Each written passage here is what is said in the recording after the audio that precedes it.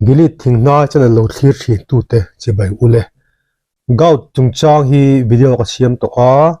adu tan enlet thenga thun tuma chuan a chhun zom na angreng dewin ami gout natna ti zwal thei uric acid level ti sang thei te an lo ponin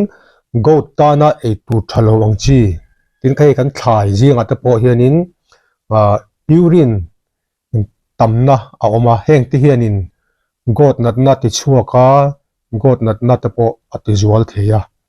in a gout chung chang hemi uric acid chung chang te chu soiwak to loila chip chia thulekin video ak soi to boka purine kan ti hi kan taksa hianin asiam chuaka kan taksa hianin asiam chuaba ka hianin ele ina tangin kan lalun boka a heng purine zong purine pai tam piang hianin gout khat is wala gout te po kha a thlen thei bokani tin purine hi kan taksa ai metabolize taksa in purine atangin uric acid alo chuaka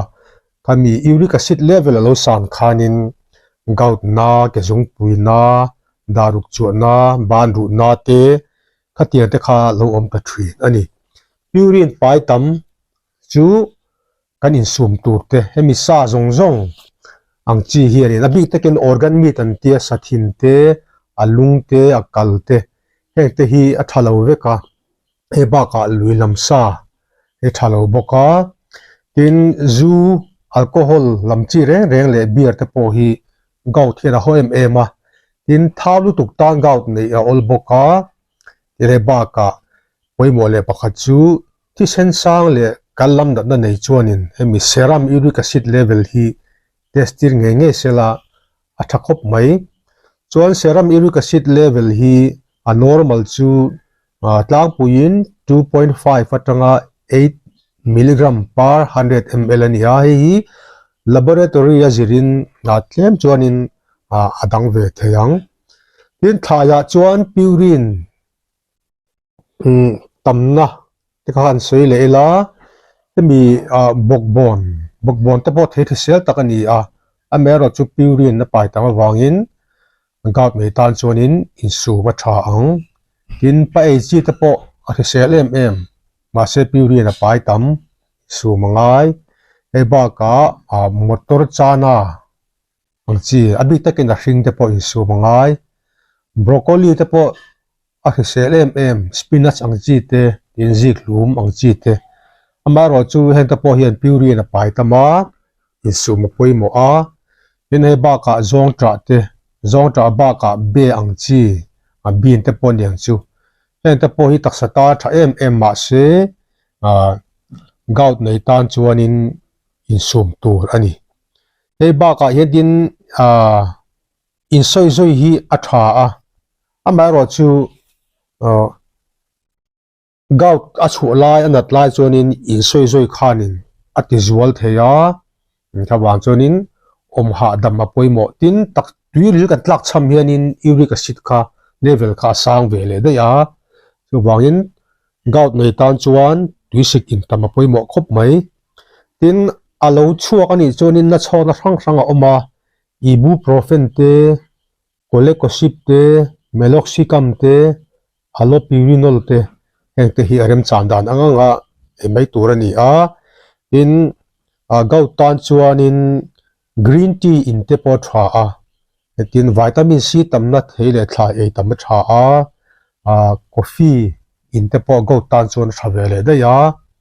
tin purun var te po gout tan chuan a tha tin he ba ka hianin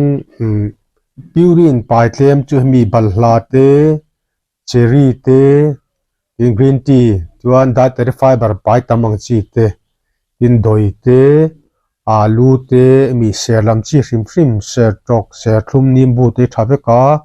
lakui theite in protein sa hi protein a pai wangin tiang purine kha pai tama protein pai thosi purine pai tle ma chuan artui te hi tha in na chhona kan kolsi sin te po tha in gout nei tan chuan in ven na te le ati je omna tan magnesium te po atha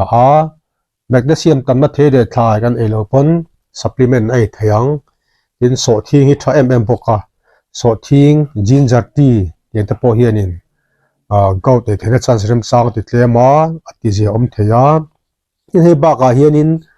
tuilum le apple cider vinegar chopol in te po tha a tin tuilum le nimbu tui chopol in te po tha a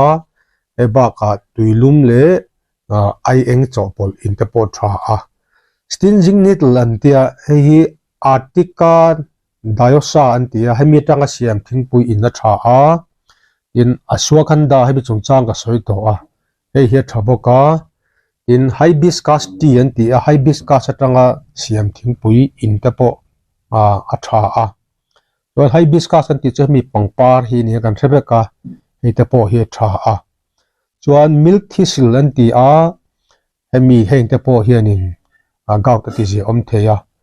gout enkol na poimo ber mai chu hemi ele inani a khang kan soi a thalo kan ti te kha eilowa emo insum emo turani a tin tuna a tha enkol kan soi te kha